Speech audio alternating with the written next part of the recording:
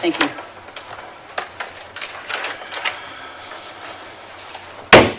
Good evening and welcome to July 6, 2021 City Council meeting of Connersville.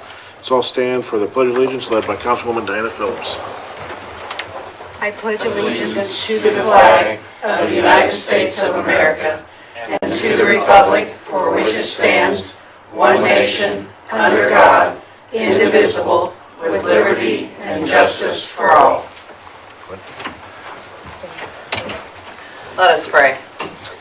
Most holy gracious Lord, we come to you and we give you thanks for all that you give us and all the blessings that we receive every single day. But now in this moment, I ask, Lord, for any special concerns each person has on their heart, that you hear those concerns. And I pray that the Holy Spirit fill this place and give each person wisdom to make the wise decisions that are needed for our city. For Lord God, we desire for our city to thrive. And with you at the helm, we know that that is possible.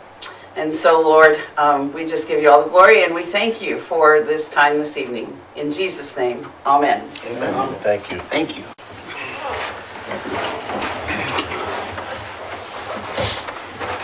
Okay, I'd like to welcome everyone, and if I would like to remind you to please turn your cell phone ringers off. And we will begin with roll call. Councilman Phillips? Present. Councilman Robb? Present. Councilman Gray? Councilman Nettie? Present. Councilman Warner? Here. Councilwoman Barrett? Present. Councilman Williams Jr. Present. And just for another reminder, we are doing video with one council person. So we will be doing roll call vote for everything on council. And remind me, sometimes I tend to rush things. I gotta slow down. So if we're making comments, just kind of slow down so we can communicate with Bill. So thank you, Bill, for being here, sir. Thank you, Matt. Okay, everyone has the minutes of the June 21st, 2021 regular meeting. Are there any additions or corrections to that? If not, I entertain a motion to approve the minutes. Motion. Second. We have a motion and a second. All in favor, oh, I'm sorry, roll call vote. I'll do it again. Councilman Robb? Yes. Councilman Gray? Yeah. Councilman Nettie? Yes. Councilman Warner? Yes. Councilwoman Barrett? Yes. Councilman Williams Jr. Yes. Councilman Phillips? Yes. Thank you. We'll move on down to new business. We have the public hearing for pending ordinance 3679 for the additional appropriation for the police for our ordinance enforcer. Let me open up the public hearing. And Brad, can you see if anyone's out there? Nobody's out there except for Nick. Okay, Nick's the only one out there. Okay, well, if anyone from the public has anything to say, I will close the public hearing and open it up to the council for approving of the pending ordinance 3679. So moved. Have a motion Second. and a second. Roll call vote, please. Councilman Gray? Yeah. Councilman Nettie? Yes. Councilman Warner? Yes. Councilwoman Barrett? Yes. Councilman Williams Jr. Yes. Councilwoman Phillips? Yes. Councilman Robb? Yes. Have a motion to suspend the rules. So moved. Second. Have a motion and a second. Roll call vote, please. Councilman Nettie? Yes. Councilman Warner? Yes. Councilwoman Barrett? Yes. Councilman Williams Jr. Yes. Councilwoman Phillips? Yes. Councilman Robb? Yes. Councilman Gray? Yes. And a motion for third and final reading. So Motion. Have a motion and a second. Roll call vote, please. Councilman Warner? Yes. Councilwoman Barrett? Yes. Councilman Williams Jr. Yes. Councilwoman Phillips? Yes. Councilman Robb? Yes. Councilman Gray? Yes. Councilman Nettie? Yes. Okay, thank you very much. Move on down to item B, approval of resolution 2021-55 and presentation from Barry Accountants. I'm going to start with the presentation, sir. Thank you. Honorable Mayor, City Council, officials of the city, my name is Barry Accountis. I'm with Lord Cooper Companies. We are a developer, general contractor, property manager, and long-term owners of workforce and senior housing. Tonight on your agenda, you have two items from us requesting your approval. One is, and I probably don't have these in order, Mayor, I apologize, but one is an adoption of a resolution that keeps us straight with your comprehensive plan, and I'll get into that a little bit later. And then next we have a tax abatement. We're requesting real estate tax abatement. Before I get into that, a little bit about Woda Cooper. We are based out of Columbus. We have about 16,000 units over 16 states. We house about 30,000 a night or a day or ongoing. We're in 375 rental communities, and we employ about 725 people within those 16 states, whether they're contractors, developers, accountants, and so forth. So without further me rambling on, I'd like to show you or watch along with a video that's representative of what we do and how we do it.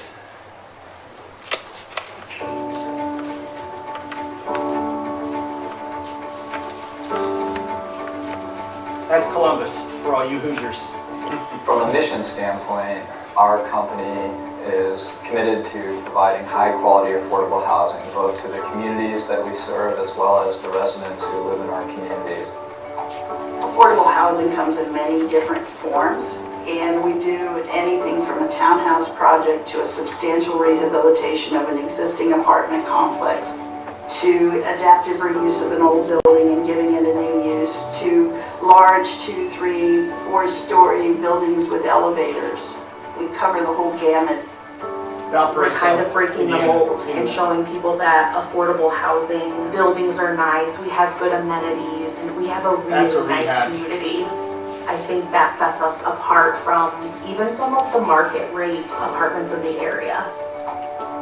There's a housing shortage everywhere, especially here in the city, and affordable housing Grand Rapids, Michigan. almost non-existent. So when I stumbled on Grandview Place, I couldn't have been more delighted.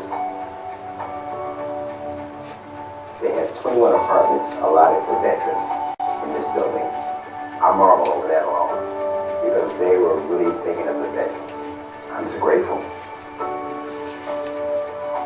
Every study that's ever done says that where people live helps to really define what their life is like.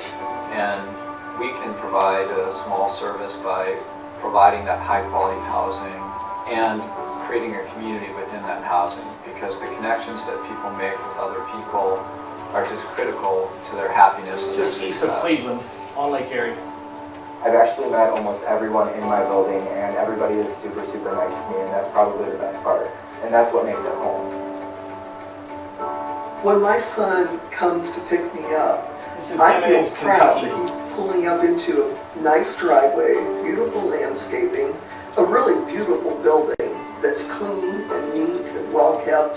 It's a source of pride for me.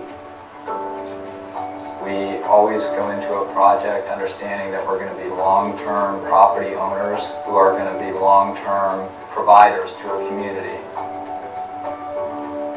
Portland, Creating or building Michigan. a new, beautiful building is something that's really not the challenge. The challenge is coming back 5 years later to look at, well, what has this done? What has been the impact on the community, the property values?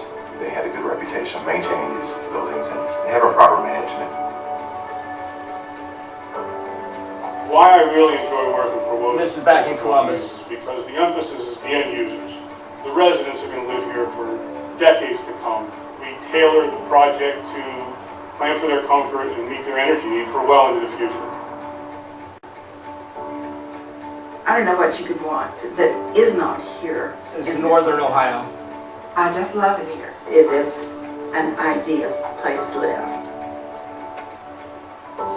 One of our very early communities, my grandmother was a resident. It has really helped me understand what a resident is thinking about, the expectation of a resident, and I always give it the grandma test. Just as I wanted to provide her the best experience I could, I want to continue to do that for all of our residents.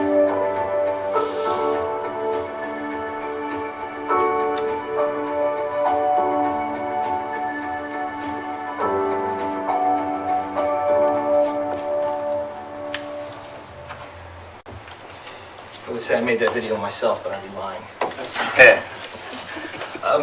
The reason I'm before you this evening, other than asking for two approvals, is that we have identified a property here in your great city, 3135 Virginia Avenue, the Herb Building, as I know that's what it's known here as. We've identified it for its location, its market, and I can't tell you how excited we are about the location. We want to do 50 units for seniors, independent living seniors, a lot like what you saw in the video. 18 one-bedrooms, 32 twos, I'll get into that in just a second. And it just is a fantastic fit for our product. And I got to know the mayor, it was better than a year ago now, that we flipped over the stones and tried to find the best opportunity.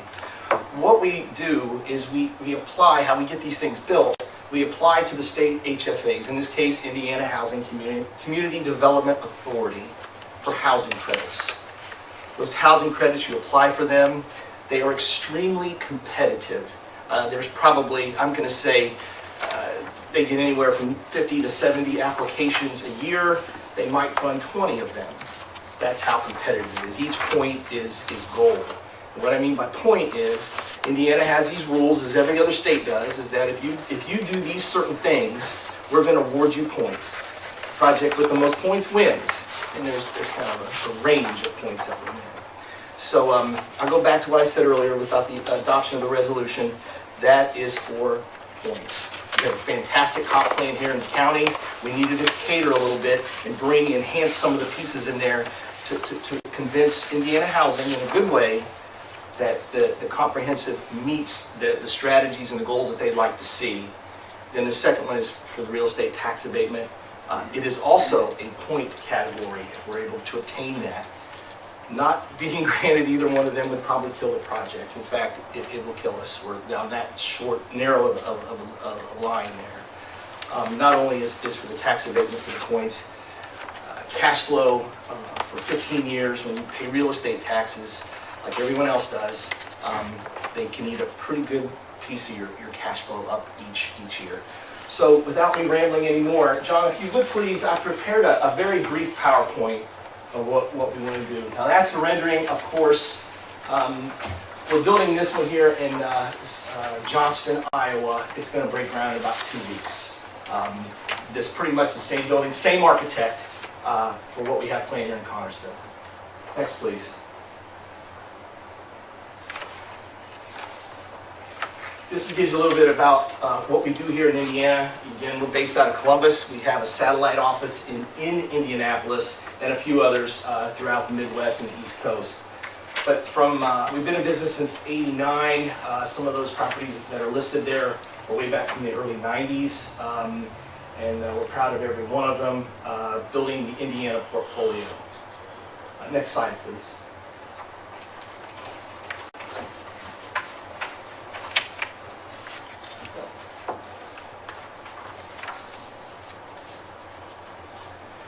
I know you all know where the site is, but the Star is where we are, and as I was saying earlier, the amenities there are just, they make this property just sing. The folks can walk just about anything. Got to know some of the amenities up close and personal tonight.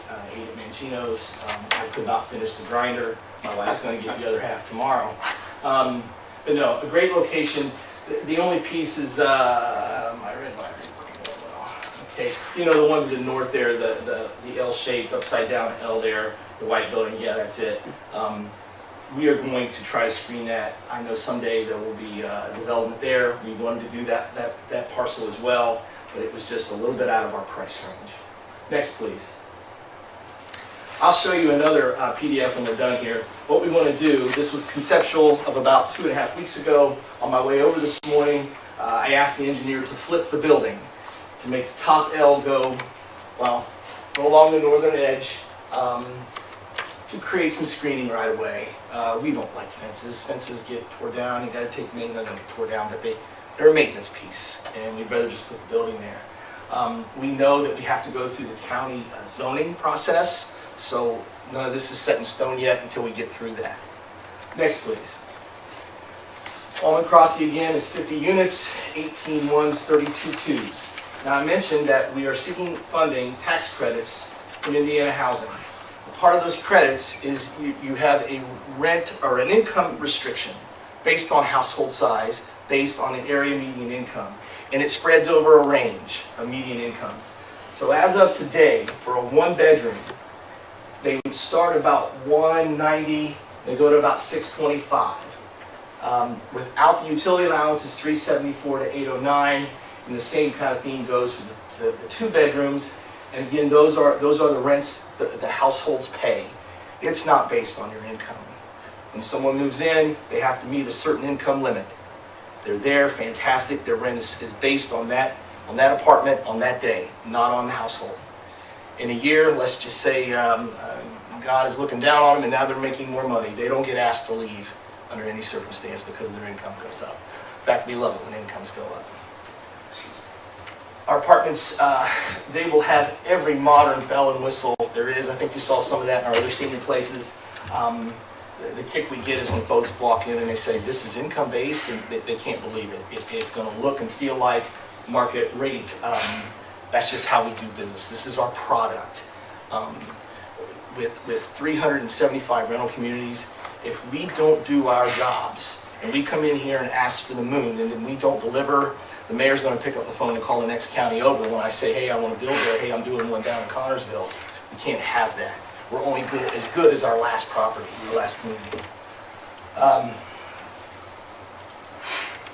Okay, could you go to the PDF, John? Okay, that's how I say earlier. Flip the building. In this plan right here, this is probably the one based on how this meeting goes. We'll take it to the county. We have 51 parking spaces. We've been asked to put some green in, some trees along Virginia Avenue, and get 51 spaces plus 50 units on 1.3 acres. I don't know how the engineers do it, and I'm not one. I can play all day, but these guys know what they're doing. This is conceptual, again, and as this meeting goes, and perhaps when we get in front of the county, it could change a little, but that's pretty much what we're going for. So that's pretty much the end of my presentation, and I would love to take any questions you folks may have at any time. From start to finish, what's your timeline? If all goes well, sir, we'll know, we'll apply for the housing credits on the 26th of this month. We won't know until October or November of this year, which it can drive you crazy. Did I mess something up? Did I make an error, this and that? So if we're fortunate, if we're blessed that we can get the credits, longer than answer, sir, we break ground probably next June or July, once we got through all the documents. Okay. And then how long to the end? We tell our contractor, which is us, we want it done as quickly as possible. Very, very worst case scenario, another year after that, folks will all be moved in, and we'll start our lease up probably, well, I know we will start at 6 months after we start construction. So if all goes well, not this Christmas, but next Christmas, hopefully you'll see now leasing signs and try to get the public interest moving and take applications. Thank you. Any other questions? No? I'm assuming engineers have all gotten with our utilities about water, stormwater. There's been preliminary questions, Mr. Nutting. That's a fantastic question. We've got a civil engineer out of Indianapolis who's looking pretty hard at this. And of course, the big question we have now is the stormwater. We haven't figured that out yet. We feel we might have to do some on-site storage. It's a little costly, but in an urban type setting as this, that's what happens. But on a full detailed review, no sir, we haven't done that yet. We've checked with the fire code to make sure we're not going to be violating that with the 3 stories. Be a sprinkler building, of course, into those pieces. But we've got a few items to take care of. We'll probably really sink our teeth into it once we know that our funding is all in place. What was it about that location besides walkable to Kroger, McDonald's, whatever? What else was it about that location? We wanted to be in this corner of the state. And about probably last April, we started looking pretty hard. What brought us to town was the old Kmart building. We wanted to buy a part of that. We couldn't afford it. The price tag was just eating us alive. Many conversations with the mayor, giving me suggestions, ideas where I might want to look. We called the hospital. We have gone through what they're in. I'm going to get this wrong. It's not a bankruptcy, but they're in a liquidation that they have to go through with courts. It's not an easy process. Our bid was approved by the courts, and that's how we're gonna get to buy it. But to answer your question, ma'am, we like the location. Connorsville does well with Indiana housing. They would like to see something built here as well. It's in an opportunity zone, it's in a qualified census tract, and all of those things make our numbers better. And quite frankly, we was most excited of removing light. We wanted to bring that down. Once we bring that down, it's really gonna look fantastic, because we'll have this new shiny, you know, structure there, and folks are gonna be walking those sidewalks, and they'll be going to the restaurants and the Kroger's, and maybe go bowling and down to the park and over to the John Miller place, which I saw today, which is absolutely fantastic. You showed me that, Mayor, when it was 2 feet of snow on the ground, and it didn't do it any justice. Sorry. So, anyway, so that's why I made my answer to your question. The only thing I have is, I welcome you here, and I'm glad you looked at Connorsville. Thank you. Oh, well, we're very excited. Well, I only live 2 hours away, 2 hours and 20 minutes away, and I like Indiana. I always have. And not getting way off topic here, but you know, you won the basketball championship in '72. Then you won it the year I graduated in '83. And in my brain, I'm thinking, if you have that much talent to win the state championship in Indiana, you must really, really have some talented folks here in this town. So, anyhow. And we have the best high school gymnasium in the state of Indiana. I've understood that to be true. Yes, ma'am. Here. We couldn't get in there. It was shut down due to COVID when you came to town. Or you would have seen that. That's right. Any other questions? I have one. How often does the rent change? Not often, sir. When we feel that we must make a request or put our numbers together, the rent could go up. We are stuck with the ceiling at the worst case of a 30% AMI versus that household income. We try to stay a few dollars below that. We never want to max out what we could get. But rents could go up maybe every other year. They don't go up every 6 months. They surely don't go up every month. And we try to just, our idea is to keep the folks in here. We don't want them to go. Right. Turnover is very expensive. Yeah. Anything else? If not, I'll ask for permission to approve resolution 2021-55. I would like to ask this. This is pursuant to Fayette County Comprehensive Plan, and just today we approved doing a new one. Yes. How does that work with this? That's why this is here, because the old comprehensive plan doesn't address. That's why we gotta get the new comprehensive plan up. It's all about outdated. I don't remember the year of that. I should. Well, it's 2011. 2011. Indiana Housing gives you a 15-year window, which probably isn't the most when you get this far down the line with it. You know, there was a lot of things happening in 2011 that aren't happening now. So yes, Mayor, that is. We needed to focus on the existing plan and enhance those pieces that make our application. So when we approve this, it goes with the existing plan, not the one you're proposing? Goes with. Yes. That's correct. The current comprehensive plan until it's replaced. There you go. There you go. And then it will automatically go to the new one when it's replaced? Theoretically, yeah, but I mean, it's under the, But if it goes under the current one, that's Right. that's it. Right. Gotcha. I was misunderstanding your question. Sorry. Yeah. Thank you. Any other questions? If not, I entertain a motion to approve resolution 2021-55. Tongue twisters. We have a motion and a second. Do a roll call vote, please. Councilwoman Barrett? Yes. Councilman Williams Jr.? Yes. Councilman Phillips? Yes. Councilman Robb? Yes. Councilman Gray? Yes. Councilman Nettie? Yes. Councilman Warner? Yes. Okay, and if we move on down to item C, approval resolution 2021-56. This is a preliminary tax abatement request. And it gives us if you see on item 1 on the back, it gives us permission to start the public hearing process for the abatement. Okay, so this is actually for the public hearing.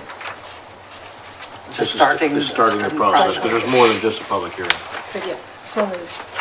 Have a motion? Second. And a second. All right, roll call vote, please. Councilman Williams Jr.? Yes. Councilwoman Phillips, Yes. Councilman Rob, Yes. Councilman Gray, Yes. Councilman Nettie, Yes. Councilman Warner, Yes. Councilwoman Barrett. Yes. Thank you very much. Thank you very You don't much. have to stick around, it's a long, miserable drive back to Columbus, Ohio.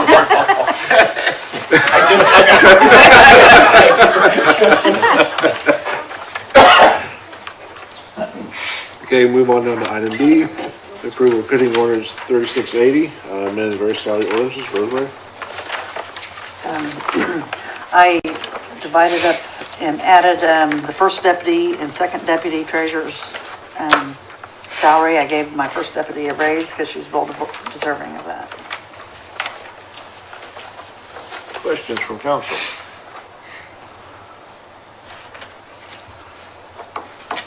You guys are quiet tonight. Now I'll entertain a motion to approve ordinance 6740 on first reading. Motion. Second. Motion is second, roll call vote, please. Councilwoman Phillips, Yes. Councilman Rob, Yes.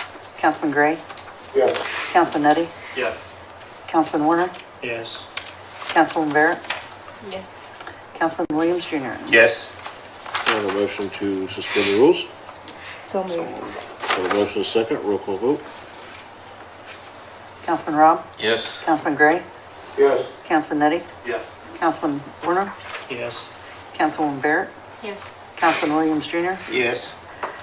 Councilwoman Phillips. Yes. Okay, and a motion for third and final reading. So moved. Second. And a motion is second, roll call vote. Councilman Gray, Yes. Councilman Nettie, Yes. Councilman Warner, Yes. Councilwoman Barrett, Yes. Councilman Williams Jr., Yes. Councilwoman Phillips, Yes. Councilman Rob. Yes. Thank you very much. You want to take item E, F, and G together, reimbursements? Do E through H. Yes. We can if you'd like. I make that motion. Second. Well, you're going to read them though, right? Yes. Yes, I can. Resolution 2021-57 is a resolution to reimburse $8,234.62 into Riverboat Sidewalk. Resolution 2021-58 is a resolution to reimburse $944.96 into the police telephone. Resolution 2021-59 is a resolution to reimburse $15 into the cable telephone. And Resolution 2021-60 is a resolution to transfer $10,920.27 from general into the MVH fund. Questions? Not entertain a motion to approve. Item, Second. have a motion and second. All in favor, roll call vote. Almost did it again. That's all right. Councilman Rob, Yes. Councilman Gray, Yes. Councilman Nettie, Yes. Councilman Warner, Yes. Councilwoman Barrett, Yes.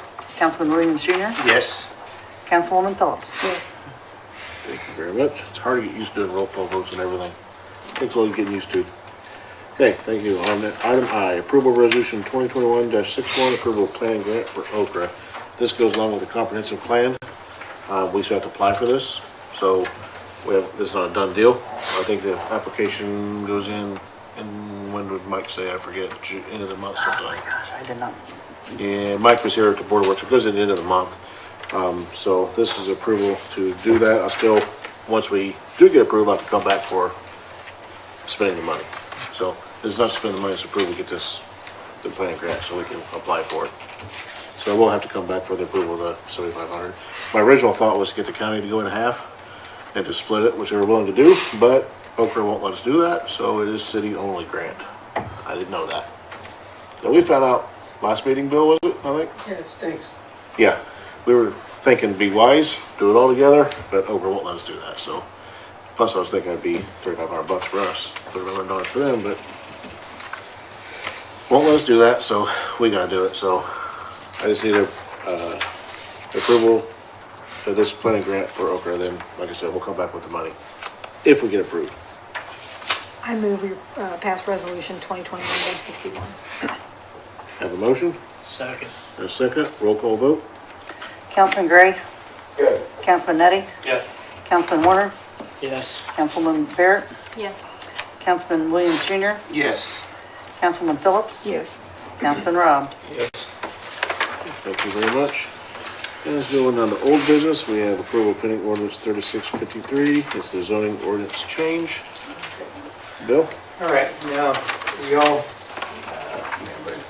went through what was in it. Just to remind you that, of course, as Councilmember Warner made the motion to basically amend what was recommended.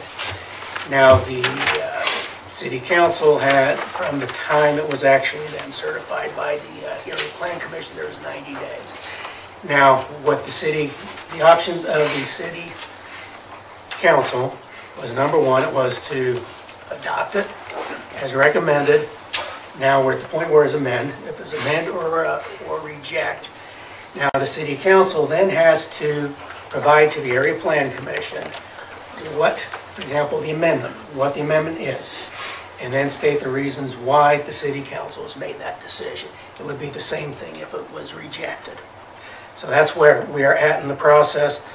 I haven't had, so far, the only council members that have contacted me, I've had an opportunity, of course, Brian, because Councilman Rob, because he's on the Area Plan Commission, and of course, also Councilman Nutty, because he was in about something else, so we did talk a little bit about that. So I don't know what the pleasure is, or what you would, any discussion or the actual thoughts on the part of the council members. So Yep, that's fine. it's now in your court again. Yep, we can open up for discussion. I know Brian's here from the APC, so he can answer questions. I know we heard shouldn't point anyway. We heard the presentation, and so I guess I know there were some questions.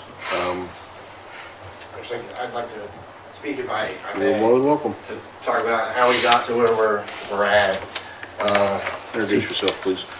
Brian Durham, President of Area Planning. Let's see, it was summer of 2019, Jeff? Or 2018? Might have been 2018. No, not that long ago. It was 19 that I had asked you to come up with some changes after we had an application for a CFO, and reading through the application, it didn't really make sense to me. There was a point system that had different numbers and different spots that didn't add up to what the equation said it added. Like 45 points came out of nowhere between sections, and it just wasn't making sense as to how somebody was supposed to meet the standards. Like it was nearly impossible to meet the standards. At that same time, the Indiana Court of Appeals made a decision to expand Indiana's Right to Farm Act, almost carte blanche for what it could cover. Would that be a fair assessment? Sure. Yeah, the way it had to do with a nuisance. So the Court of Appeals could have just left it at a nuisance and that been the end of it, but they actually extended it to say that if any farm ground, regardless of what it's used for, as long as it's a generally accepted agricultural practice, is protected in the state of Indiana under the Indiana Right to Farm Act. They could have just left it at nuisance, but they took it a step farther. Then I asked Jeff if our ordinance potentially is violates the Right to Farm Act with a de facto prohibition based on the current map of our ability to have CFOs. This is anywhere that you don't see red is where you may have a CFO in Fayette County. Notice that it's about 90% of the county is a no on that. And I was worried that, I feel that any plaintiff has a fairly good case to win that we are in violation of the Indiana Right to Farm Act. I told Jeff the other day that, I'm so confident in it that I would be that plaintiff, and I don't even have a CAFO, to say that we're in violation of the Indiana Right to Farm Act. So we started working on what's in the state application and what we can take out, because we don't need duplicate information, right? So if you look at the state application, I only made one copy because it's 57 pages long. Things that were addressed in there, things like waste management. That's always a question, right? What are you going to do with the poop? That is addressed in the state application. We didn't think it was necessary for them to include that in their application to the county because it's already there. We already have a copy of it. Why make somebody duplicate information? And then we got into a water issue where, again, I asked Mr. Westling here if we had the authority, based on Indiana's home rule law. And he and I and the rest of area planning tended to agree that we probably don't have that authority, nor do we want to try to exceed our authority on what we can and can't do. Water issues are controlled by DNR, surface water, groundwater, runoff, like they have, absolution when it comes to water in the state of Indiana, whether we like it or not, because I'm not necessarily a fan of the state of Indiana telling us what we can and can't do. We're a home rule state that doesn't have home rule ability. Mr. Mayor, you say it all the time, we're a home rule state that doesn't have home rule ability. So we tried to make it that we're in compliance. My biggest fear with the state is them coming back and saying, you know what, this state application through IDEM is all that's required. We're going to make every county the exact same in 92 counties. Now you have a 700-foot separation distance from a residence in an agriculture district. So for Fayette County, what that would mean is on 30th Street next to the the Duke Energy substation there, you could put a CAFO right there under if the separation distance is that 700 feet because it's an A1 district. I don't want a CAFO on 30th Street and a 700 foot from the city or from Highland Drive. I also don't want it to affect somebody else's property, which is why we changed it from a residence separation district of 1,620 feet to another zoning district. So I figured the best way is to encompass a whole parcel as opposed to just the primary structure of a parcel, right? So if you have a different zoning district, creates another buffer. So if you have a large parcel of residential suburban, take Pleasant View for instance, there are, what would you say, 40 plots out there that don't have houses on them that are residential suburban, but they're used for agriculture. It's approximately 40. There's a whole road that's not built that is used for agriculture. Again, you couldn't have one, within a quarter mile of that. So it goes back even farther. Looking at the map on where houses are and where zoning districts are, we thought that the separation from another zoning district made more sense than from a primary structure of somebody's property. Again, it creates more separation. And then over the years, for whatever reason, different rural subdivisions were never changed from agricultural, and they should have been. Some of our subdivisions, Dungrays and Irish Acres, should have probably been changed to residential suburban as opposed to remaining agriculture, because the intent is for people to live there. Again, there are probably 30 plots out in Dungrays, in between Dungrays and Irish Acres that Charlie Wilmore has that aren't being built, but they're a platted subdivision. It should probably be changed to residential suburban. Springersville, Lionsville are not changed from agriculture. Interestingly enough, in both Springersville and Lionsville, you technically can't open a business in those areas because they're zoned agriculture, and there's very specific things that you can do in agriculture. So to open a business, you have to apply for a special exception to do so. And you may or may not be granted that. Conversely, in Orange, I can open up a business anywhere in Orange because it's all zoned appropriately. The same is true in Everton along 1. It's all zoned appropriately. So we have lots of problems with our zoning that I am also working on changing to make it that these platted areas are also protected. One of my favorites is Alquina. There is one parcel in Alquina that's general business. The rest of it is A2. I don't know why that is. Somebody decided that they wanted a business there and had a rezone, but the rest of Alquina is A2. I don't know how that makes any sense whatsoever. It's just one of those things throughout the years that things didn't get changed, and we're trying to correct that. Our current zoning ordinance was adopted in 1993, and it's just a readoption of the same ordinance from 1967.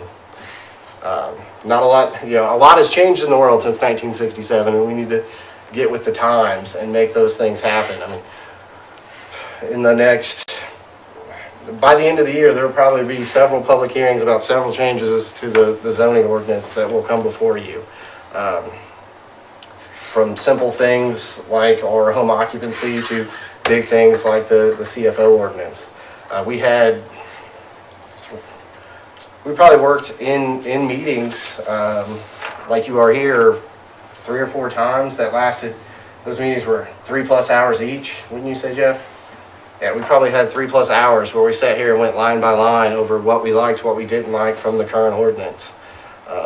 Some of those were quite boring meetings, going line by line by line to see what we could eliminate that was in the state application that we didn't need, and to see how we could end up where we're at now. Does anybody have any questions? Is it possible to convert, you said something about a parcel, and this may not even have it just occurred to me, it may not have anything to do with it, but is it possible, if someone has a concern, is it possible for their property to be changed to a parcel? We don't spot zone anymore, so the spot zoning is I don't know that it's necessarily illicit, but it's just not something that you want to get into spot zoning where you have different zoning districts all over the county.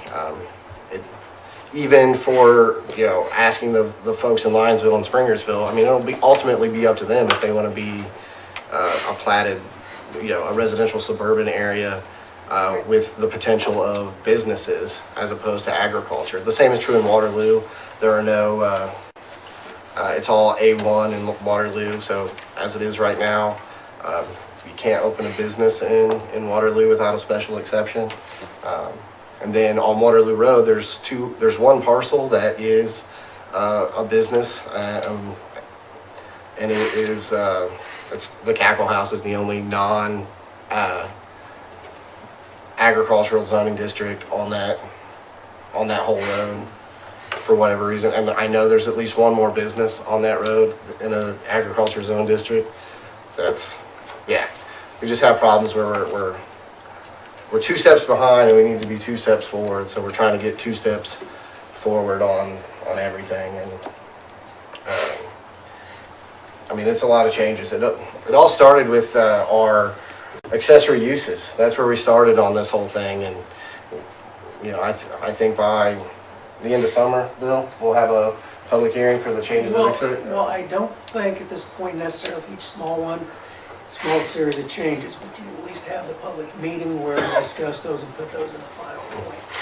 But it's probably best to have as many items taken care of at one public hearing, because you can still cover them all. And if you need to, you can always extend the public hearing. But it's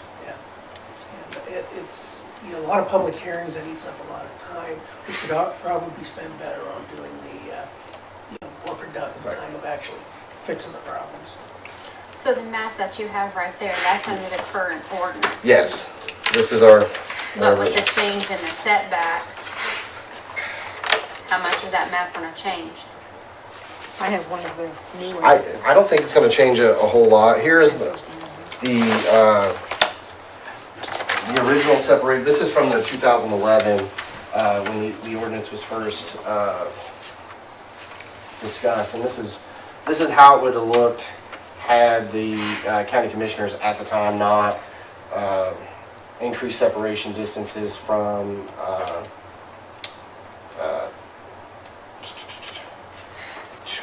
to a mile on cemeteries and increased separation distances from a quarter mile to 1,620 feet on residences.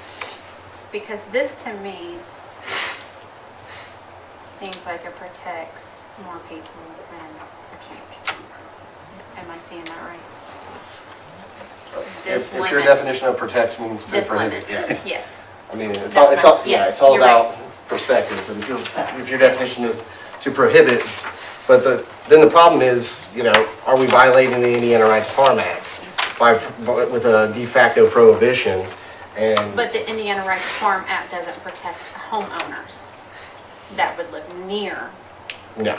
Right. That's okay. That's all. No, but it protects the agricultural land itself. That is what the intent of the Indiana Right to Farm Act. And what you're And saying. it keeps ever expanding, so. So why do we have an ordinance law? Why couldn't we just say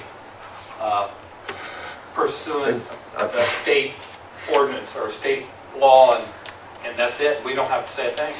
Because those things are ever changing, and Jeff's probably a better answer for that, because he's also the APC attorney on why we We don't. want to protect ourselves. I think that if we did that, we would have less protections at all. I think like you were talking about, I'm not sure offhand, but it sounds like you said this, the state regulation is 700 feet. Yeah.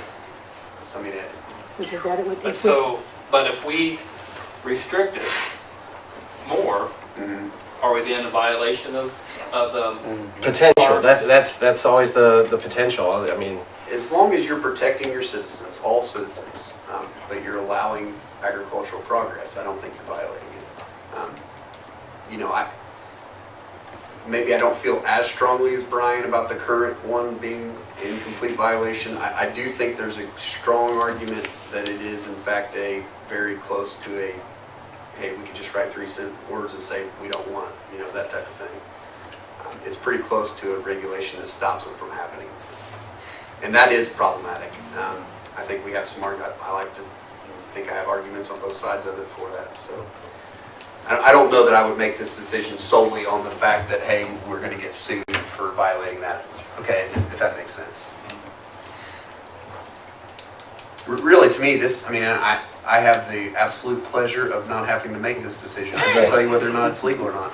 I really think this comes down to, we haven't had any in 10 years. I think if we keep it the same way, we won't have any new ones in 10 years. If you want that, then go that route. If you think we should have some growth there, then you go the other route. What I look at, and I said this at last meeting, City of Connersville and also the village of Everton, they only have one water supply. And that is our aquifer. We can't get it from a lake anywhere. We can't get it from a man-made reservoir. The river is too fluid, pardon the pun there, but you know, raises and lowers and raises all year. We never have a good supply out the river. All we have is the aquifer. So we need to protect that. Once groundwater is contaminated, you don't know how big that plume is. And your water source is ruined until all things are done, which we don't know how long that takes. So that's well, it's important to note though, and this is water quality. You've not heard anybody talk about water quality. You've not heard us talk. We can't regulate water quality, in my opinion.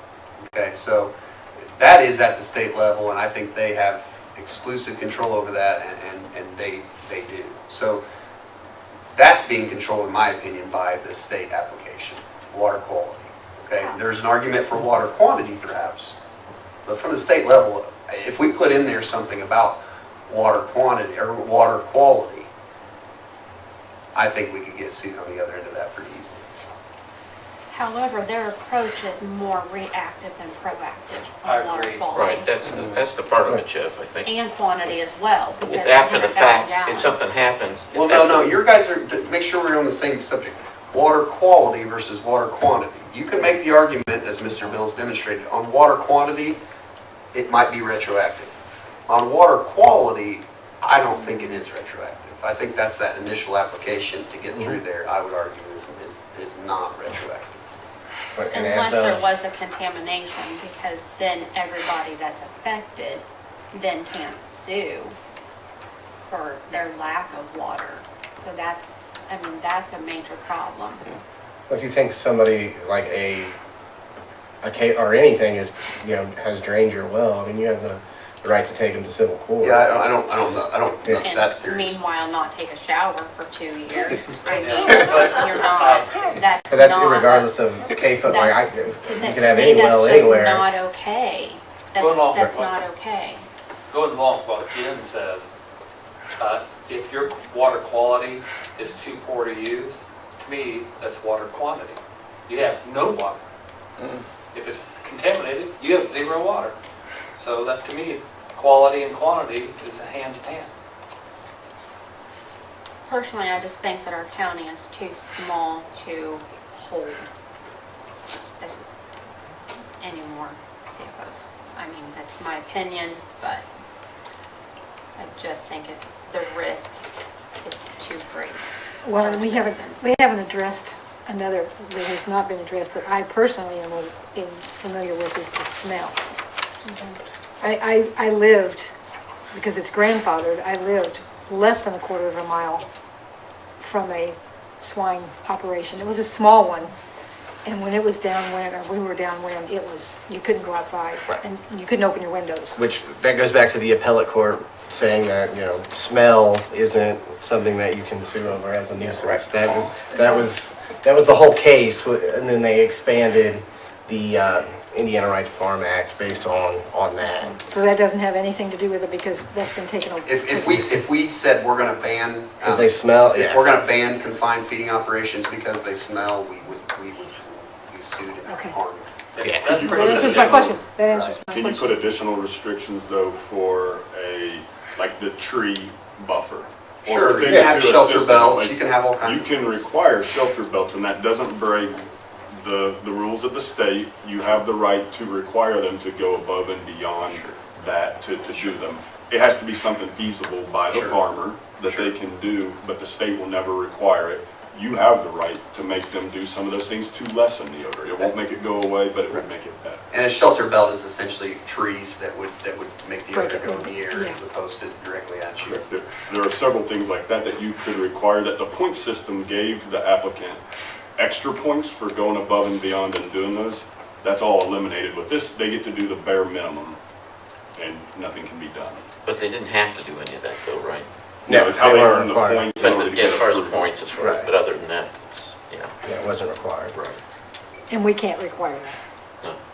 You could. You can require shelter belts. You can require things that decrease the uncomfortableness of one of these facilities. But what you can't do is say, in the country, I don't want to smell Right. hogs. Right. We're not gonna let it happen. Yeah. Right. In an agricultural zone in the state of Indiana, you cannot make that. Or we don't precise want a decision. CFO in here. I Right. mean, So So what- we're stuck with that, so it's just a matter of what you can do to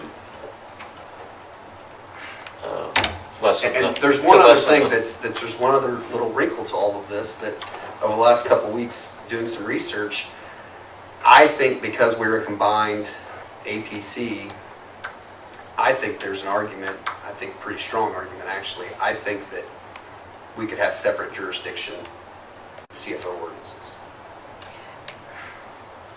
I think the city and the county, if you guys were to say we're not gonna do this today, it's my opinion of the research I've done the last 2 weeks that the county commissioners would then have an ordinance in their agricultural zones that you would not have. And I don't think you can control that.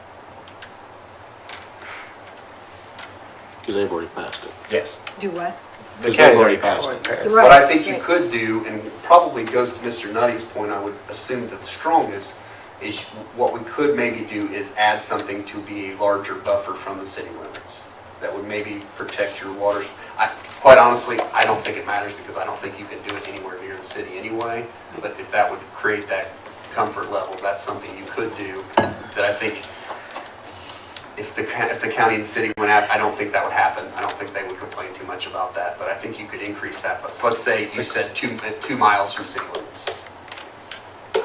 I think that's something you could probably do. I don't know. About the closest to the city would be to the east of Shelton's Plat, somewhere that way, because, the city butts up to the river and then river on the other side, but you have Shelton's Plat, so it would be somewhere towards Union County, south of 44, that would be the closest to the city. That's zoned A1. No, that's zoned A2. A1 is north of 44. And a lot of people think Shelton's Plat is the other side of the river, it's Right, but far it's enough away. It's but- literally right across the river. Yeah, Yeah. but if you think about the reason why they have city water, Mayor Newhouse sent city water under the river over there because groundwater table was so high over there that all the waste system, whatever it is. Septic Septic system. system, thanks. they were all so saturated, it just started going into the wells. So the whole place over there, well and a septic tank, a well and a septic tank, well, everybody was drinking each other's septic tank. So we sent water over there for them. I mean, that's how far away that the groundwater is up pretty high. So, you know, I'm just concerned for the quality and therefore the quantity of available water. So Of course, we'll be helping the next town too, or whatever Everton is called, village, town, unincorporated, something. I guess from my standpoint, the biggest fly in the ointment is the zoning. Is the zoning problem.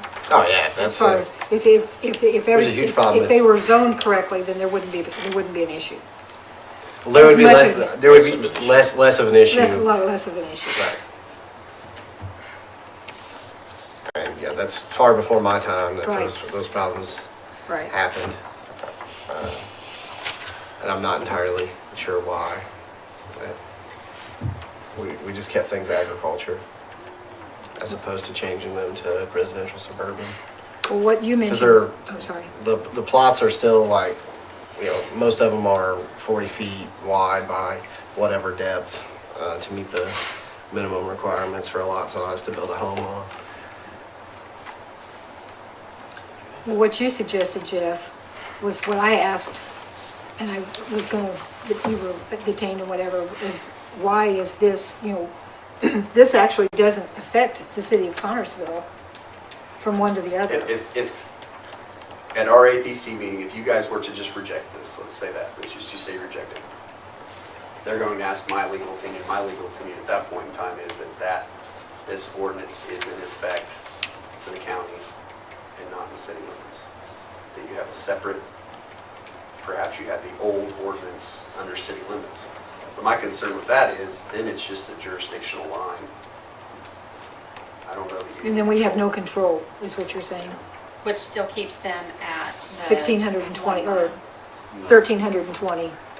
No, I think if That's that the new. happens, I think if that scenario happens, you're one, no, We need to make our own ordinance. I think so. But I still think even then, Then you're it's Yeah, questionable since you whether get you that can county road, regulate like- anything out of your own jurisdiction. Yeah. Yeah. It's kind of catch-22, isn't it? Yeah. But everything that I've researched leads me to believe that each jurisdiction inside of that, because we are an area planning, and we are an APC, that they could have their own statute, which becomes a logistical nightmare for the planning director, but I mean, he can Well- essentially have. It's like the historic preservation, where the city has a historic preservation ordinance, but it's not in the county zoning. So Bill doesn't have the authority to enforce it because it's not in the zoning, but it's a city ordinance that you have to do these things if you want to change, like I said, between Eastern and Western on the west side of Eastern and the east side of Western, because it's not both sides of the street for whatever reason. Another example is the wellhead protection district. Cities adopted those, but they haven't been adopted as overlay districts in the zoning code. See, that was one of my questions at the first meeting. Why are we even addressing this when Connersville is part of the county? That was my. And if the county says this is what we do for the county, Because as of right now, you have, all of your ordinances are not mutually exclusive. You don't have any that refer to one jurisdiction or the other. This could or couldn't. And I have to warn you, you have to do something today, because if you do nothing tonight, then that means it Automatically passes. So that's not what you do. So I would, whatever you do tonight, you need to do something.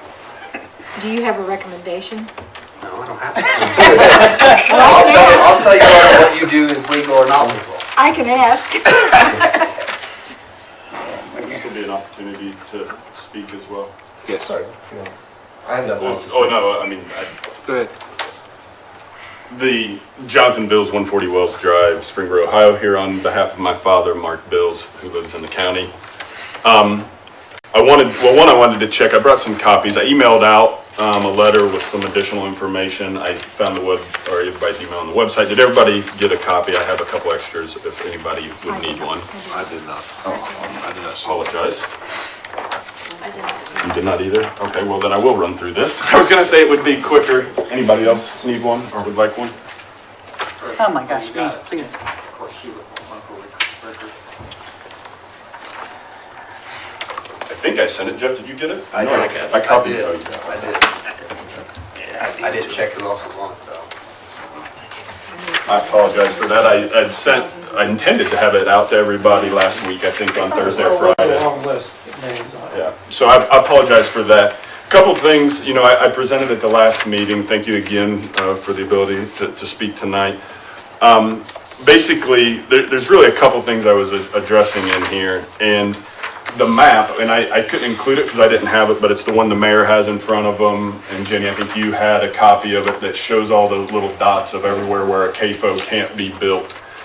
One of the things I wanted to point out, and that's what these first couple exhibits, if you go to the second page, past the letter, you'll see this is basically what they did. They took every residence in the county and they put either a quarter mile or the 1,620 foot radius around that house, and they said you cannot build a CAFO here. Well, that logic is flawed in the fact that you have to assume, it's the same argument they've made, is they want the farmer that lives there, that the kids stay and grow there and stay in the county, they want them to be able to build a CAFO on their family farm. If you do that, that house no longer counts. You don't have to have a quarter mile from your own home, you just have to do it from your neighbor's homes. So if you look at the different exhibits that I have in there, you flip from page 1 to page 2, or page 3, exhibit 2, this would be if the home number 1, the one that's the green circle, decides I want to build a CAFO, they can still put it in their quarter mile circle, they just can't put it within a quarter mile circle of their neighbor, which is that red circle. Isn't that what we want though? I mean, if somebody's putting a confined feeding operation, don't we want? No, that's exactly what you want. So I agree with that. What I'd say is this map though shows that you can't build in all of these spots because it is every resident. You have to assume one of them is the resident, in most cases, is the resident that wants to build it. So if you flip to what you really should see in a map to see whether or not you can build CAFOs is go to exhibit 4. The only time you can't build a CAFO within a spot in the county is if 2 of those circles overlap, because either neighbor could block it. You know, neighbor 2 could block neighbor 1, neighbor 1 can block neighbor 2. If it's in either one of those areas, either home person could build it within their green area.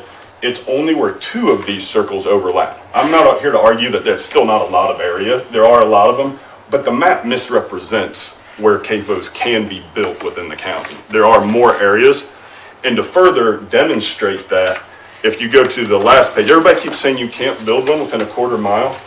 If you go to the last exhibit, exhibit 5, in under 30 minutes, maybe 20 minutes, this one's a little harder to see the circles, but I found 6 spots at the quarter mile minimum that if you put it on one of the farms there, it's only that one farm that's within the quarter mile. And it touches down, there's one on the south, they're kind of small and hard to see there, so I apologize. But there's 3 on the left side, 2 on the right, and 1 on the bottom, that it's only covering 1 circle within that distance. So when we say you couldn't build a CAFO at the quarter mile distance, it's just factually incorrect. If you pull up Google Earth or anything, you could see you would be within 1 residence at that. But if that person wanted to build it, they would not be within a quarter mile of a neighbor or another zoning. So, and that was just 20 minutes, me looking for the minimum, the quarter mile. It's 1 mile today. If I looked at a half mile, there would be, I don't know how many more, a lot more. If you look at 3/4 of a mile, that area just gets bigger and bigger, where apply that across the county, and that map grossly misestimates the areas that you can't build CAFOs. So it's a little misleading, and I wanted you guys to understand that if you leave it as it's written today, there are areas, I'm not saying they would be built there, but there are areas that it could be built within a quarter mile distance of or not within, at the quarter mile minimum of the zoning, because that's all A2, the green areas on there. And that was my thinking too, because that little circle that you have off Ziegler, you put one right there and you get everything, like all, like the high school, that entire neighborhood? You can be within a quarter mile of the high school. There is a spot down there where you And can you're put it, talking like- and there's not a house within a quarter mile except for one, right by the high school. So where the kids get to smell it, and everybody all day. So it can be done. I'm not saying it would be, but it is possible. And it's just not a very good map representation of the reality. They really need to do that same thing and only have it where circles overlap, and that's the area you can't build a CAFO in the county. So that's one thing I wanted to point out, just to make sure everybody does understand what it's really saying when you do that. So the other thing that I included in the packet and I attached to it, and I apologize, I didn't bring copies of that, was a water study we had done out by my parents' house. And this, you know, I don't know how many people, I brought this up to the last meeting, how many people within the city or on the outskirts of the city still have well water versus city. Most of it is likely the city water, but there is a concern within areas of the county. I cannot speak. I know on the east side and the north, it is in a good aquifer, like what you said, that feeds it. But there is, as you go west out of town, the aquifers are not as plentiful, if there is anybody that's on the well water there. Again, I am not disagreeing with Jeff that water quantity or quality is regulated at the state. But I spoke with IDEM, the head of water for them, I think Dan Bash is his name, it was in my original presentation. And he said to me, again, unequivocally, that local jurisdictions can have the right to put in water quantity within their zoning and put some kind of restriction that however they want, that it's got to be tested, that it's got to be done something that does not violate, and there are multiple counties that do have it. So I'm not a lawyer and I can't speak to whether that breaks home rule or not. The county or the person that's in charge of regulating it for the state told me it is allowed. Now, whether or not water quality. I did not ask about water quality. And I'm not arguing that. They do, as part of their application, it is retro when there's a problem, but it's beforehand for their permits on water quality. Because I want to make sure I understand the impact. These circles are if that property owner If, like, there's a house in the middle of that So circle. if that property owner built it right builds beside. it, there's no zoning and no residences. But it would have to, within- it's not like anybody, any agricultural guy can come and build that, right? Yeah, I'm not It would have saying to you be could the come property owner. buy that. I guess you could buy that house from that person and you one- could build it. And one other thing, I don't know about the other areas, I would say by the school, the one caveat to this you have to understand is you will still go in front of the board. The board's not going to, I can't presume we will ever have a board unless that would ever let them build within a quarter mile of the high school. Just because they're meeting this, they still, it's not, it was originally permitted use, now it's a special exception. So they would have to go in front of the board, and even if they're meeting those things, the board can say, no, that's too close to the school, or that's, we don't like the water. It's a may issue, not a shall issue. So that's important to note. And while that may be possible, if the landowner there built that there that has the residence, it's, I mean, in fairness, if we're trying to be legitimate, I don't know about the others, that one right there would never happen. So you're an attorney, and I don't know the answer to this, so I'm just, I would ask my attorney if he was here tonight, but. Sure. In the whole right to farm and that ability, if your zoning code allows it, and you refuse a farmer to build there on an arbitrary decision by a board, because it is still a public hearing, and they go through that, but you have nothing in your statute that keeps it from happening, doesn't that farmer have an increased right to sue? Conditions are always added to projects, conditions are denied. I mean, you can add additional conditions to any type of project. You could decline it for various valid reasons, including, educational and those kind of things. I think, yeah, I would feel very comfortable denying that one. So what I would, and I deal with, I do zoning and development across the country, and I've had to go back and sue in these situations or whatever. And if you allow it within a quarter mile in other areas and you deny an applicant for it when you have approved it or when you would approve it somewhere else under the same circumstances, I've won and you have a better case to go and sue to get it right. You're opening yourself up to litigation, absolutely. The only way in my opinion, again, my opinion only, the only way to be sure, if you don't want them within a mile of the city, if that is really the intent, it shouldn't be left to, we think Area Planning Commission wouldn't approve it there, or we think there's too many residents to allow it. It's very simple, just make it a mile if you don't want them within a mile. Like, that is the simplest way, it's not complicated. They keep saying it's easier to have it all the same everywhere. the simplest way to do it is just not allow it if you don't want it within like that distance. The other thing I would say is, to all the other, and again, I don't think it matters here, I'm not sure if Everton somehow is connected with the city here, but all those other ones, I would agree, like there's 9 other burgs or something that was in the existing code that had a mile separation as it was in the old one. Right now, it's gonna go down to a quarter. Whether or not they incorporate or make themselves a resident, it's still gonna be a quarter. Like, cause that's what they're saying, it's a quarter to anything right now. They all had a mile restriction up until this would get approved or did get approved by the county, depending on the legal interpretation. They had a mile restriction. Either way, it's going down to a quarter, even if they go through this zoning. So all of those people already lost their rights to the mile separation. In theory, it's not getting better, even if they go and incorporate now. It's still gonna be the quarter mile because that's what's in the code on there. So that's all this was for, was a little bit of clarification on the original assumption was you can't build them anywhere around the city, but that's only if every resident was opposing it. You have to assume one of them wants it. That's why they're applying for it.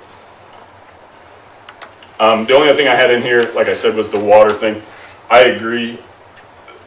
The language as it was written is difficult to manage around water quantity. I work for an engineering company, do the development. I'm not going to deny that. But just because something's difficult to manage doesn't mean you should just throw it all out. You make it written better. You make it so that it can be followed and that you can monitor. It doesn't mean just if a policeman says it's hard to enforce speed, so we should just eliminate all speed limits. Well, nobody would agree to that. You know, yes, it's hard to catch every speeder, but you still have to have it and you have to try. You write a better sentence. You write a better paragraph. Whatever it is on water quantity, that would get everybody, you know, there should be compromise here to protect the farmers who, my dad is a farmer, and I want him to have protection. I also think residents should have protection for it as well. So, you know, I'm not here to ask to reject it. That's really not what my intent was. You know, I would ask that you, because you have to do something, would think about what makes sense. If you propose some reasonable amendments, I would hope when it goes back to APC, if they really are reasonable, they might be able to work with the county and say, hey, these were actually valid points, whether it's a shelter belt, whether it's the mile from Connorsville, whether it is some kind of language that makes sense for everybody that Mr. McDaniel could monitor and manage around water quantity. Hopefully if it's reasonable, reason prevails and people would listen. So that's all I have. I'd be happy to answer any questions about what I sent. I know not everybody got it ahead of time, but I'd be happy to answer anything. Is it a half mile from churches or is it still a quarter mile from churches? Quarter mile to everything. I was trying to read this and try to figure out what it was.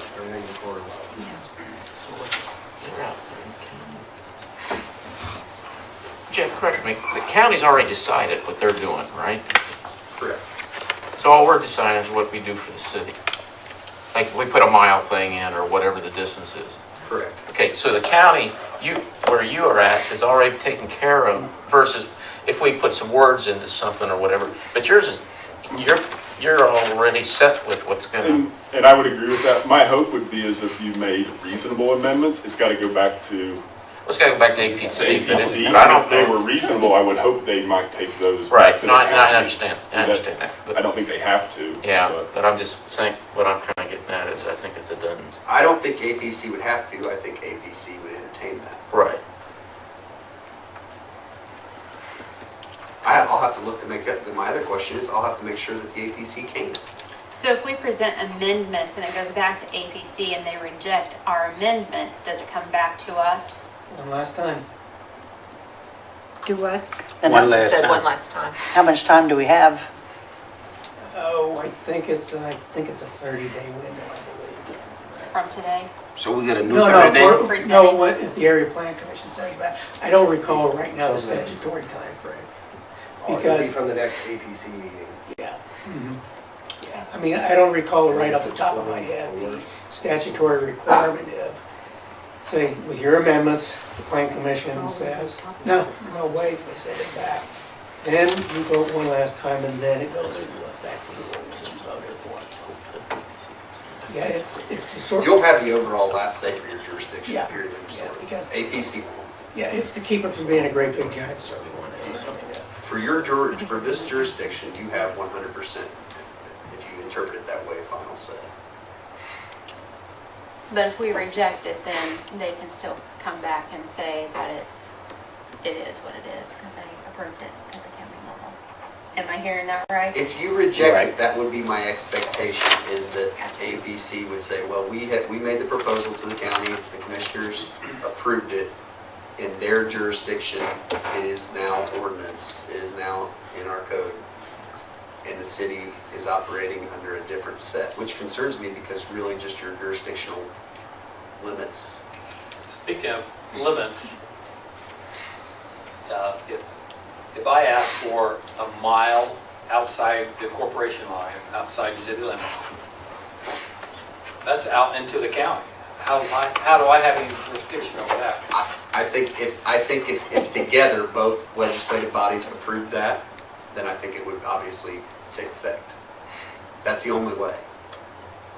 They would have to approve it. So if we did, It works the same way as it would work in reverse, if they were trying to regulate what you did inside the city limits, right? I mean, I don't know exactly how it works, but it seems to me that we should be able to protect at least the citizen well-being and property value of homeowners within city limits. Okay, and you can within city limits.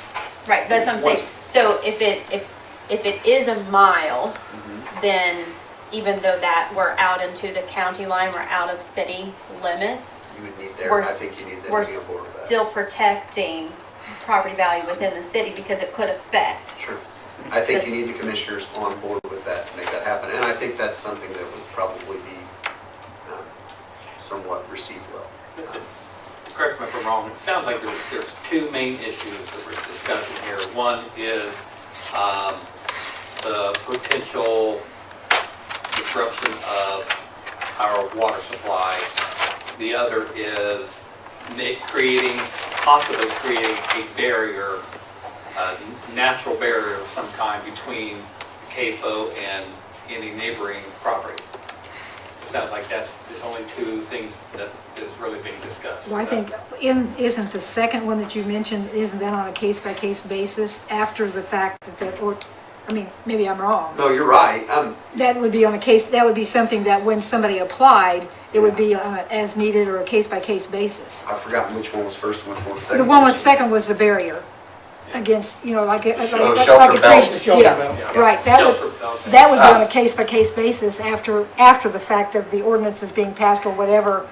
If you added a shelter belt, I don't know that we ever received strong language that would be against that. That's an additional expense and this is very limited knowledge I have on these things, but that's because you're not just planting $40 trees, right? You're expecting them to plant. These are major projects, so I don't know that that's a deal breaker. I certainly can't speak for the APC or the commissioners, but I think that would be a reasonable addition.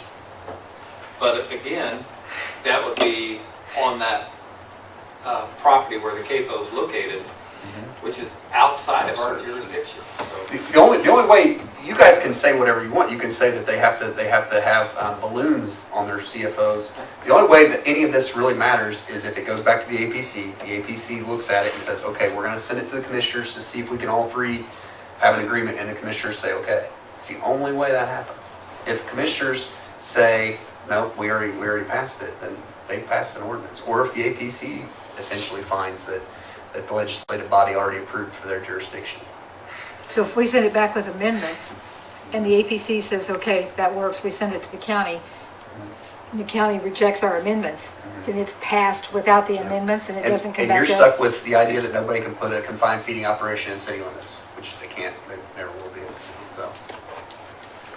Say that again, Jeff, the last part. Well, I mean, you'll be stuck with essentially on the theory that nobody can put a confined feeding operation inside city Only in limits. theory, right? Yeah. No, not in theory, they legitimately can't put one inside city limits. Inside the city limits. What limits that? But we would have no. Because there's no agricultural zones in city limits. Right. There's a half a parcel on Alquina Road, and it's the only parcel that's A2. Of course, over in East Connersville, there's like a city block area, maybe 2 acres. I don't know. That has corn. Close, yeah. They have corn.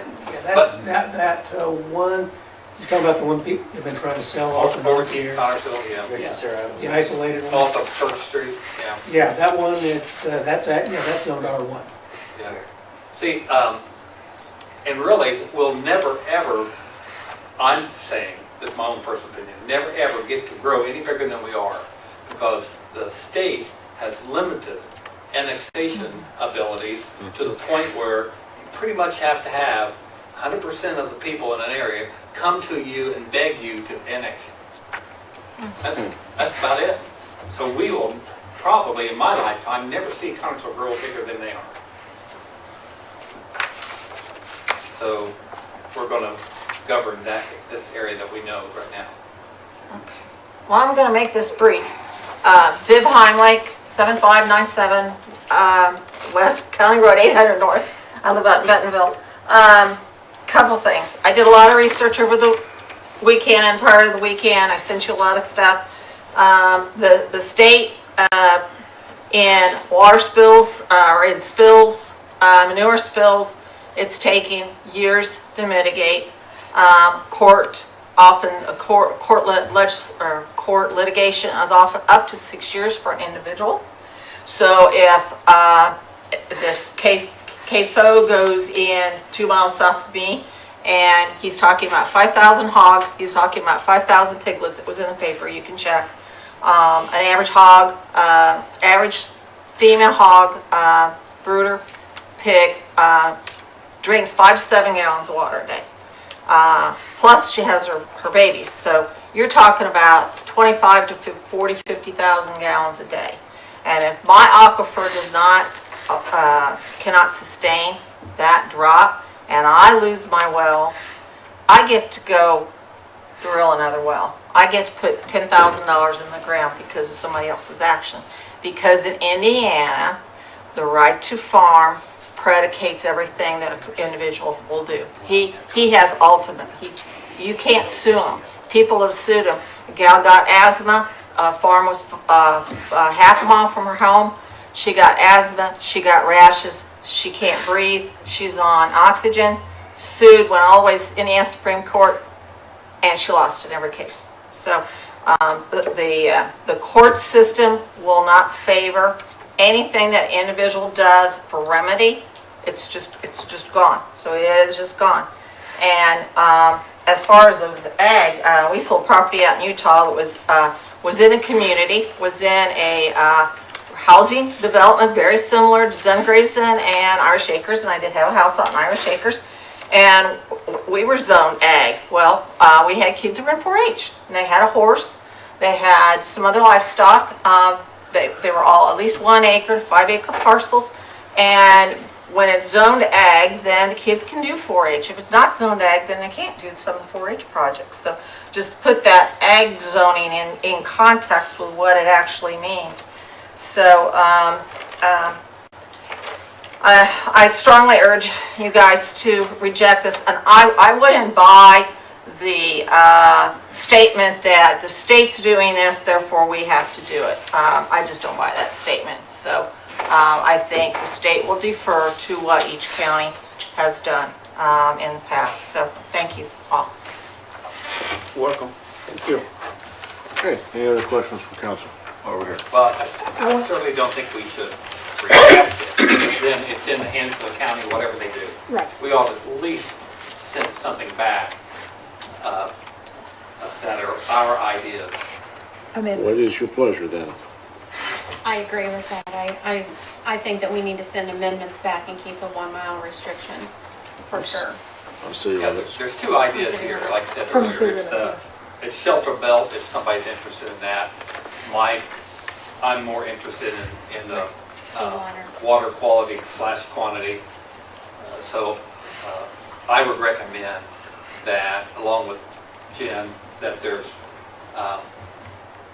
minimum 1 mile between Corporation Line and the KFO. Is 1 mile enough? Well, From the city I'm going back. Because I know That's the original ordinance. Yes, that's what true. I'm saying. Well, that's true. Make sure, are you two speaking the same language? Are you saying 1 mile for everything? Are you saying 1 mile? No, I for- was just going to say, Very there, good, you are. they have it divided, I mean, there are several different public use area, church or school, Connersville, Glenwood, Hamlets, recorded rural subdivision, so, I mean, you do get out into the county with some of those. Well, that's the one that's That's in the effect original, now. yes. Yeah. Yeah, that's the current ordinance.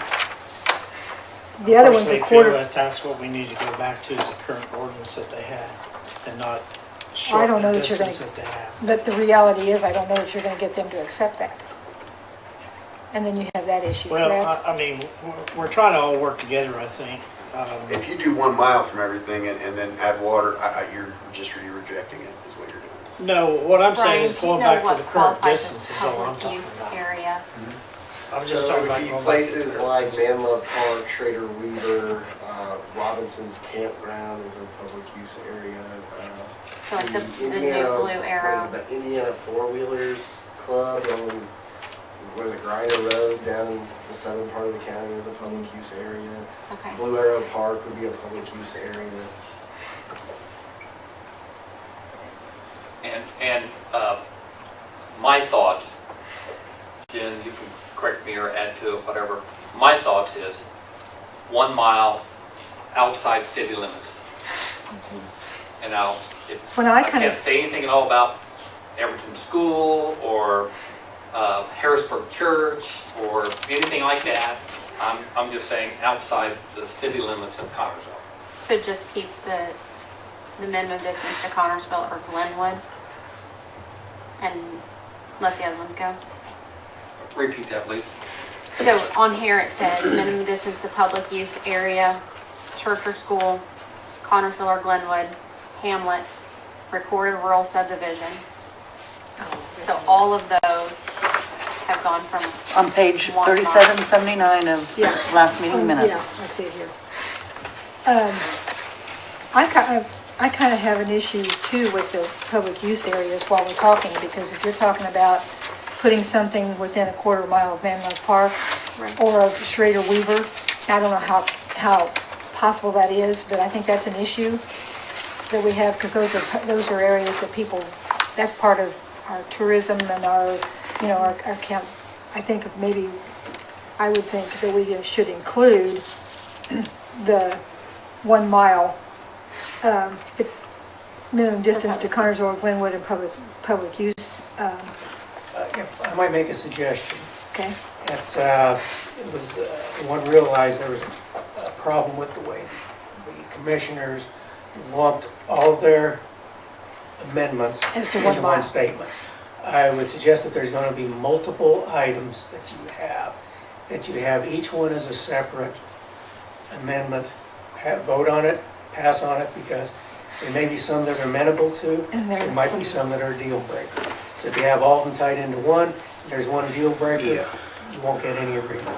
Well, and I did hear from someone that the mile, because I asked the question, why is it a mile for everything? Why don't you, and it was easier to do it. It was more uniform and it was easier to do it that way. And Well, so I think, actually what happened was, originally, the only 2 mile at first was the city of Connersville and the town of Glenwood. the only what, 2 The town mile? of Glenwood, and that's because they're both incorporated jurisdictions. You said only 2 mile? No, 1 mile. 1 mile, okay. Those are the only two with it, because they're Okay. both incorporated. Okay. Now, went through with the commissioners then with the addition of, the different hamlets in the subdivisions, because there's concentrations of people, and the argument was made. And one of the strong proponents of it was Gene Worley, was that there's a large number of people, well, they deserve the same level of protection as the city of Connersville, as the Connersville and Glenwood, because there's a large number of people, there's a concentration of people. That's the reason why all of those ended up a 1 mile. The others were because of potential concentrations of people. That's what was used with that. And this was on the original one you're talking about? A lot of those mile amendments were added by the commissioners. But the one that was approved in 11. Yeah. In 11, yeah. That's the one I'm talking about, Under yeah. that one, yeah. Now, what was presented to them did not have a lot of those extra separation distances. The one from the cemetery was, my question is, I asked is, are you referring to active cemeteries or pioneer cemeteries? They lump the pioneer cemeteries in with the active cemeteries. Mr. Palsy, can you hear the speaker clear enough with him sitting instead of coming to the podium? It's okay. Okay. It's not great, but it's okay. I'll move next time, John. I just, for the people who will Right. watch this later or at home now, just want to make sure they hear. I mean, that's why we're such a long meeting discussing it openly, if we want everybody to know where we're coming from and how we come about this decision. So, let me make sure we get this right. Doing separate ordinances for each recommendation, correct? Well, I would say, no, what you do is a resolution. Well, make a motion for each separate amendment. So each one of those stands independently. Take a So- roll call vote for each one. So we got That the is what I would do. the first resolution would be 1 mile from city limits, correct? Well, do we first have to vote on amending this ordinance instead of accepting or rejecting? So we went That over. would make it clean if you. Okay, let's do Make it that. cleaner. That would be cleaner, yeah. Okay. As always, Ms. Brown. Thank you, Rosemary. I've got to try. You keep us on, Jim. Yes. So, do I have a motion to make amendment to the current ordinance? So moved. Second. A motion is second, roll call vote. Councilman Nettie? Yes. Councilman Warner? Yes. Councilwoman Barrett? Yes. Councilman Williams Jr.? Yes. Councilwoman Phillips? Yes. Councilman Robb? Yes. Councilman Gray? Yes. Suspend the rules. Okay, we did that 3 times, right? Yes. So, we have a motion to suspend the rules. So moved. Second. Have a motion is second, roll call vote. Councilman Warner? Yes. Councilwoman Barrett? Yes. Councilman Williams Jr.? Yes. Councilwoman Phillips? Yes. Councilman Robb? Yes. Councilman Gray? Yes. Councilman Nettie? Yes. And a motion for third and final. So moved. Second. Motion is second, roll call vote. Councilwoman Barrett? Yes. Councilman Williams Jr.? Yes. Councilwoman Phillips? Yes. Councilman Robb? Yes. Councilman Gray? Yes. Councilman Nettie? Yes. Councilman Warner? Yes. Okay. Thank Now you for very the much. amendments. Now we have the separate resolutions for each Okay, item we want to change. my three, I have three, that while we're doing We have to this- do it separately, We so have to do it let's do separately. one. No, I mean, this is discussion. This is a Okay. discussion. This is not a motion. Okay. This is discussion. I know we have to do them separately. But this is just me, my suggestion. My three that I would be, is public use areas, Connersville and Glenwood, and maybe even a recorded rural subdivision. Those would be my three. I agree. In the order would be Connersville or Glenwood as one, public use area as two, and rural subdivision as three. So, I mean, you do it, the motions or whatever, that's just my opinion of the three that would concern me the most. Thoughts from council? I agree with those three for keeping them 1 mile. So we need a resolution for each one, A right? resolution for each one, if that's what you want to do. Yeah, I think that'd be best, yes. Okay, I make a motion that we pass a resolution, Amendment one. amendment, I'm sorry. Amendment An number amendment, one. yes, amendment number one to this ordinance for 1 mile from the corporate limits of Connersville or Glenwood. Second. I have a motion and a second to make amendment to increase it from 1 mile for the city limits of Connersville. Roll call vote. Councilman Williams Jr.? Yes. Councilwoman Phillips? Yes. Councilman Robb? Yes. Councilman Gray? Yes. Councilman Nettie? Yes. Councilman Warner? Yes. Councilwoman Barrett? Yes. Okay. So do we have to do? That's That's number the one. first. Now we're going to do. So we just need a amendment- one roll call for those, right? Right. Okay. Amendment number two. Okay, I make a motion that we amend, the second amendment would be minimum distance to a public use area of 1 mile. We And have, the definition again of a public use area is? Would be like Schrader Weaver Reserve, Manlove Park, trying to think Eastern of. Indiana four-wheelers and the southern part of the county. Oh, we're not going to list every one of them. We can just. No, use that would be public- examples. Those are Examples. defined already. Say Robinson Campground? Robinson Campground, yes. And Alquina Arrows Park? Yeah, and those would be Those are examples. examples. Examples, that can be determined by the area plan or whatever, yeah. Got a motion? Motion. We already have a I motion. made the motion. Second. We have a second, roll call vote. Councilman Phillips? Yes. Councilman Rob? Yes. Councilman Gray? Yes. Councilman Nettie? Yes. Councilman Warner? Yes. Councilwoman Barrett? Yes. Councilman Williams Jr.? Yes. Okay, I make a motion that amendment number 3 would be recorded rural subdivision, distance of 1 mile. And that, and can I put this into the motion, that any changes in zoning would they automatically come into that in the future? Yeah, any in the future would be affected by that. Okay, I'll just leave it at that. And it's important to note, some people have questions about this sometimes. We don't have any reciprocal setbacks here, so this doesn't limit where you can build a house. You know, it's not that there's a CFO there, so you have to stay that far away. It's only applicable to the CFO from Gotcha. some ordinances, some counties have that. So if Oh, somebody okay. wanted to build close to a CFO, they could. They can't choose to. It's just If their, they that's choose, their, yeah. but that's their choice. But that doesn't, so that way you own property beside somebody that builds one, you're not then restricted on what you can do with your property. Okay. Make The it more land confusing. could be cheaper, so. That's true. Okay, that's my motion then. Second.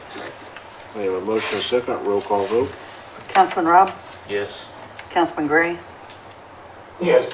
Councilman Nettie? Yes. Councilman Warner? Yes. Councilwoman Barrett? Yes. Councilman Williams Jr.? Yes. Councilwoman Phillips? Yes. Okay. That it? What, do we want to say anything about water quantity? Can we do that? Well, the 1 mile should take into account for that. Should. I'm using Exhibit 5 that you presented with the 1 mile, in the lower right-hand corner, it's got a 1 mile scale. I marked it on the page, put it here, started trying to find all the different 1 miles, if there's a place where they can build, and there is, and still be on top of our aquifer, but it's pretty limited, so. That would be where in the future is get the wellhead, that's part within the wellhead protection district. That should be. Yeah, well, that'd come into then at the point as we're revising the zoning code to adopt those overlay districts.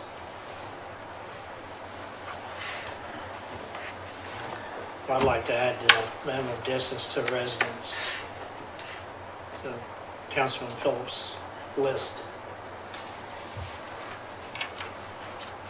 Of what distance? What is it? To keep that at the 1,620? Keep it to 1620 feet instead of going 1320 feet. Do it. Make a motion. Motion. You have a motion? Yes. You have a motion? No seconds? Second. You have a second, roll call vote. And then, then that's added to what? It's currently 1,620 feet, it would stay at 1,620 feet instead of 1,320. Okay. It's separation distance from primary structure. So that'd be Amendment 4? Yes. Councilman Gray? Yes. Councilman Nettie? Yes. Councilman Warner? Yes. Councilwoman Barrett? Yes. Councilman Williams Jr.? Yes. Councilwoman Phillips? Yes. Councilman Rob? Yes. He said we could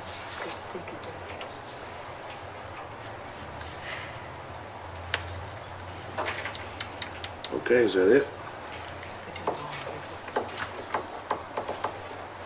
That's all I have. That's all I have. Okay. We will send that over. Okay, those forward me to me and I'll present those at the next plan commission meeting. Okay. Thank you, sir. Okay, is there any, is old business, is Nick still out there? Yes. Thank you. I don't know if he left or not. Hey, Brian, see if Nick's still out there. Appreciate your work. Yes, He might have left. Thank you. The meeting's not over. Big meeting's not over yet.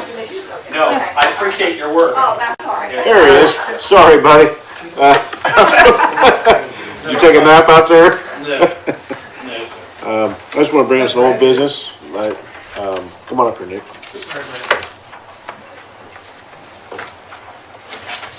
Just want to bring Nick up here.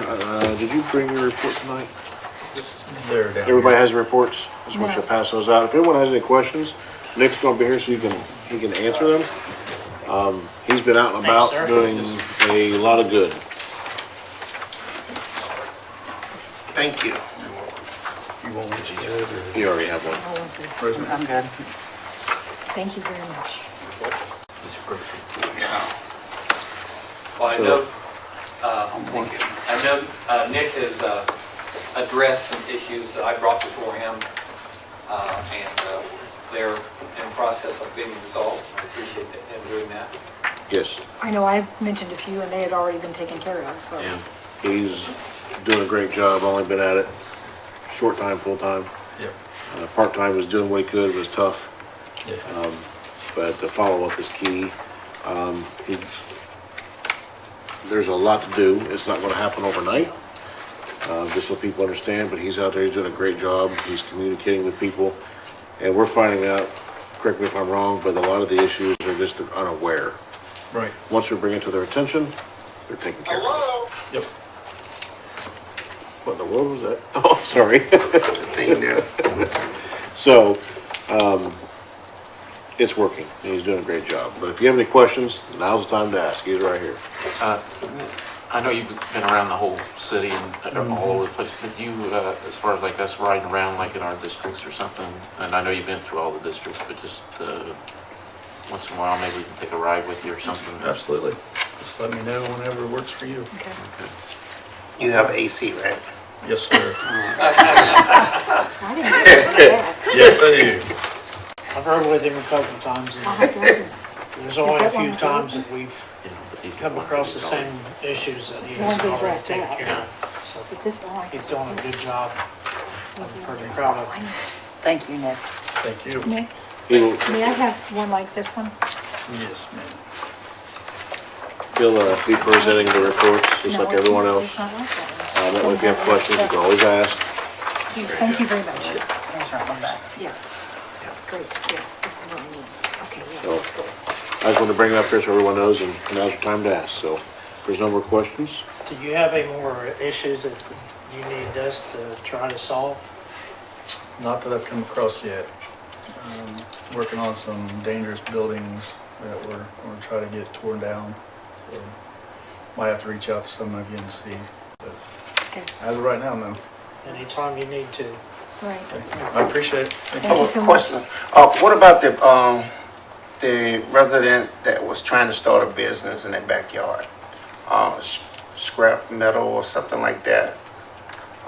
Does anyone recall that last meeting we had, we was talking about? 1925 Vermont.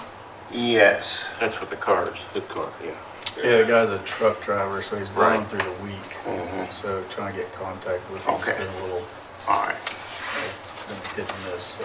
Did you talk to him about his parking his truck in the church parking lot or anything? I didn't know he was parking it in the church. Okay. I'll address that. I haven't seen it there lately, but what it has done is kind of torn up the road. Right. I'll make contact with him. I have one other thing while we're talking about trucks. There's a truck parked over on Western Avenue in the 800 block. It's a road tractor. It's a city parking lot. We don't have any signs over there. And there's an ordinance on that they're not supposed to park from there up to, I believe it's up to the trestle. We don't own that. That's not city. That gravel lot, I know, but there's an ordinance on that parking lot. I know it's from 8th Street to 9th Street, and I'm thinking that it's still included up in that gravel lot I don't know too. the answer to that. I'll have to get to where spoke out and look. I mean, I know it's there in the 800 block, but I was thinking that. We own the, up 9th Street, right? Yeah, but he's talking about the gravel lot north of that. I believe, right? The gravel lot? Well, the lot we own, there's no sign there. Right. And there is an ordinance on that. But I was thinking, and I'm not sure about the ordinance that they've included past that. I don't know. We'll have to pull the ordinance from town. How we could have an ordinance on that. I'll have to look. I don't know. The ordinance book is Yeah. very confusing. That's why we're cleaning it up, but Yep. yeah, we'll have to look at that. I really don't know. So there used to be a sign that says, They're dead. trailer parking and regular I think parking. it's gone now. I don't remember seeing it. I'll have to look at that. I don't know. I know that's on our law, it's privately owned. Well, I'll check again to make sure what that specifies, what distance. And I know there's a truck saying it's a city parking sign. It is. I haven't seen a truck sitting in the city parking lot. And it's a road tractor, he's been sitting there for like 3 days now. Yes, you agree. I drive by every morning, I didn't see that. That's weird. Oh, look. But my point is, I don't believe there's a sign there. And there is an ordinance on it. Okay, we'll look at that. Thank you, Nick. Appreciate it. Thank you. Okay, is there any miscellaneous business? I want to say something here, Brian, in particular, with you and the J.C.'s. You did a fantastic job this weekend. I think there's a lot of people who don't realize when we were at our backyard barbecues, they were out there working. They were setting up, they were cleaning, they held the event, then they cleaned up Monday when everyone else was resting, getting a barbecue. They were out there cleaning up. And it was a fantastic show. You guys did a great job. The band was great, the whole event was great. Food, great food out there. And you raise money all year round for that. And I don't think people really understand the cost of that, on what it takes to put on a show. How much did that fireworks show cost last night? Sunday night, I mean. Well, I haven't even got the final, we haven't paid for everything yet, so I don't know. And we don't pay for, we're just buying the material basically, the fireworks themselves. We rent the mortars. We rent the mortars, but we're setting them off with volunteer help. We're not paying a company a lot of money to do that. People don't realize the cost of those, and it is very expensive, and the J.C.'s raised money. It's like $4,000 and I have to pay somebody to do it. Yeah. Let's see, so, to everyone who volunteered and went to J.C.'s, I'm sure you had outside help as well. I just want to say a great big thank you and express our gratitude, because we were down there. I thought it was a great event. The park was packed. We had a ton of people there. Just fantastic. Yeah, the finale shot too soon. It wasn't supposed to be like that, but it happens, you know, when fireworks come and they're tied together, you do what you gotta do. You had a great fireworks show. I mean, each one of them, they're beautiful. So I just want to say thank you. We appreciate everything that you and the J.C.'s have done and the volunteers for that 4th of July event. It was just, it's phenomenal. A lot of work goes into it. I'm very disappointed in the community the way some people left the park. I think that shows a lack of respect. And if you're at a community event and you get trash out, clean it up. I've been told stories of people in the shelters just got up and walked away, left everything there. That's unbelievable to me. So take pride in ourselves, take pride in the community, and clean up after yourself. That's not real hard. You guys shouldn't have to spend all day Monday out there cleaning it up, and that infuriates me. But you guys did a fantastic job. I just want to say thank you. It means a lot to our community to have a great 4th of July fireworks show. It means a ton. So make sure everyone in your group understands and knows we just say thank you. Is there any other miscellaneous business? Okay. Anyone from the public out there? I'm assuming everyone's gone out there. Empty? We cleared them out, didn't we, tonight? Okay. If I'll take a motion for adjournment. So moved. Second. Roll call vote. Councilman Nutting? Yes. Councilman Warner? Yes. Councilman Barrett? Yes. Councilman Williams Jr.? Yes. Councilman Phillips? Yes. Councilman Robb? Yes. Councilman Gray? Have a wonderful evening. Pass that down to